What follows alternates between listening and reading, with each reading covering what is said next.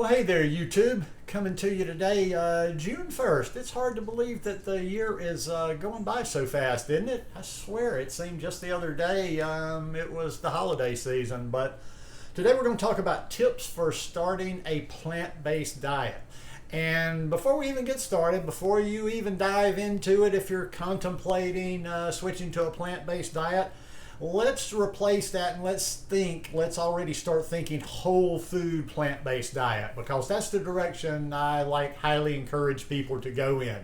There's a lot of processed foods out there. There's the fake meats, there's the this and the that.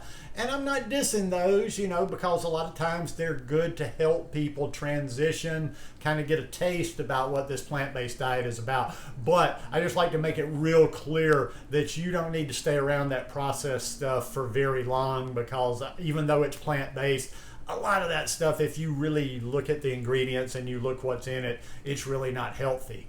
When we talk about a plant-based diet, we're talking about food, actual whole food in its form. We're talking about fruits, vegetables, sweet potatoes, beans, actual food that hasn't had anything done to it. Well, I mean, all food, a lot of our food will be processed to a certain extent, but you know what I mean there. One of the biggest things I would say starting out is you have to eat. You need to eat. I see so many people trying to do this in a restrictive manner, and they're hungry all the time. If you're hungry all the time, this diet lifestyle is never going to work for you. I've been doing it almost 11 years now. Actually, this month makes 11 years. And I'm never hungry. Never, never, never. Well, I mean, granted, yeah, I might get out somewhere where I'm not close to food and I might be hungry for 15 minutes, but I'm never sitting around going I better not eat this, or I need to wait until a certain time to eat. When I'm hungry, I eat. And I eat mass amounts of food, and I don't restrict myself in any way. You don't need a cleanse, you don't need a detox, and you don't need a juice fast. You don't need those. Now, if you've already watched other people, or if you're wanting to delve into the raw world and you've just got it in your head you've got to do it, go ahead and do it. It's not going to hurt you. It's not going to do anything major to you bad. But I would say take this advice to heart. If you do one time. Because if you're eating proper food, why would you ever do it more? Even if you think logically that you need to do one in the beginning, why would you need to do them over and over and over if you just actually eat a clean diet, eat clean? And what do I mean by eating clean? Let's take it one step further than the whole food plant-based, and let's keep it salt, oil, and sugar-free.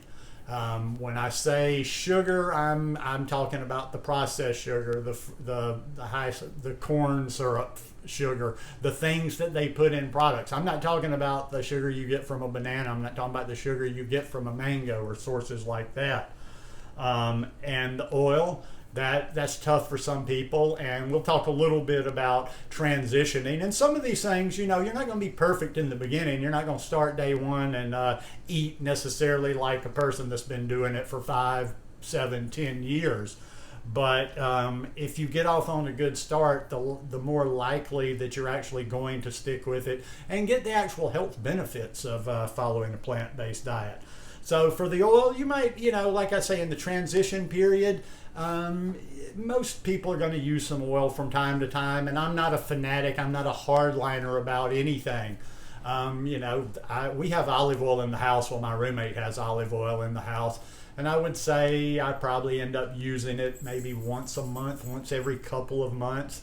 I'm sure when I go to a restaurant from time to time that there's some oil in the food, but in general, stay away from that oil because it's concentrated fat, and you can just get so much more bang for your buck, because just like in a tablespoon is I forget how much fat and 150, 200 calories. So stay away from those. As far as transitioning to this diet goes, I kind of have mixed feelings about that, because especially, and like I say, some people come to me because they're interested in raw, even though I'm not fully raw, I'm high raw. In the beginning, I don't know if I would focus as much on the raw part of it. What I guess I'm trying to say is if you're trying to be raw and if you're trying to be high raw, or if maybe you're trying to be fully raw, yes, I think probably a transition.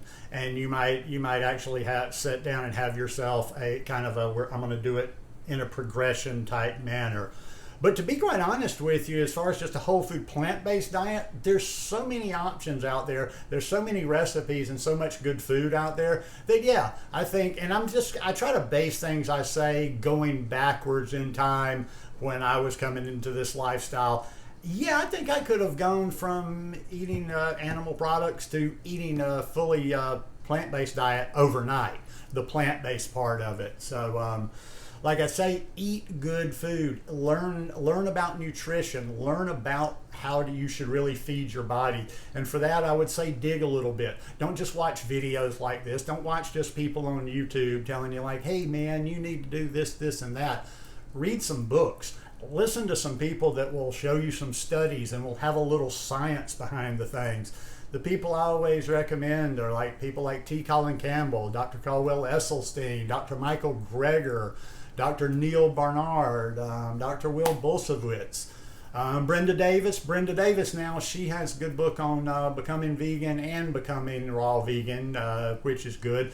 But like I say, even though I've done very high raw since I started doing this lifestyle, I don't listen to many raw people. I just don't find a whole lot of information out there. It's just usually anecdotal. You don't see any good hard facts.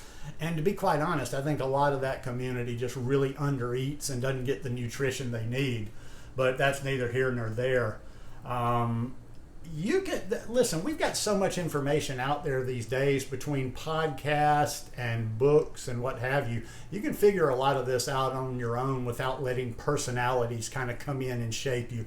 I think a lot of people, when doing this lifestyle, it's kind of like this little group, club, community they're joining as much as they are learning about what foods to put into their body. And when personalities get in there, like a lot of your influencers and whatever out there, a lot of your influencers, to be quite honest, can influence you in the wrong way.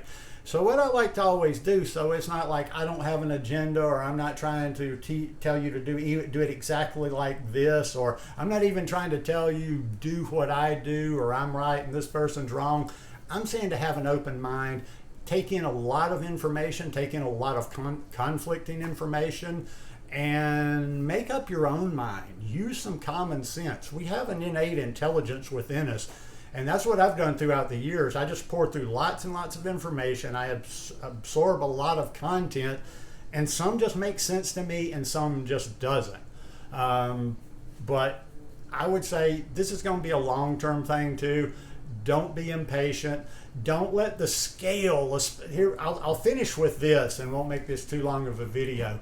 Don't let the scale influence you too much when you're transitioning over from animal products to a whole food plant-based diet, because I think that psychologically gets into people's heads. They don't necessarily, maybe they're doing this, or one of the reasons they're doing this is to lose weight, or weight is an issue, and if they don't see weight loss in the beginning, or if, while they're figuring it out, if they do see a little bit of weight gain, then they just throw up their hands and say, okay, well, this isn't it, and they move on to the next thing. So think common sense, think logic, and look into the science and follow the science. You can make good decisions. You don't need somebody holding your hand. You don't need a coach. You don't need a counselor.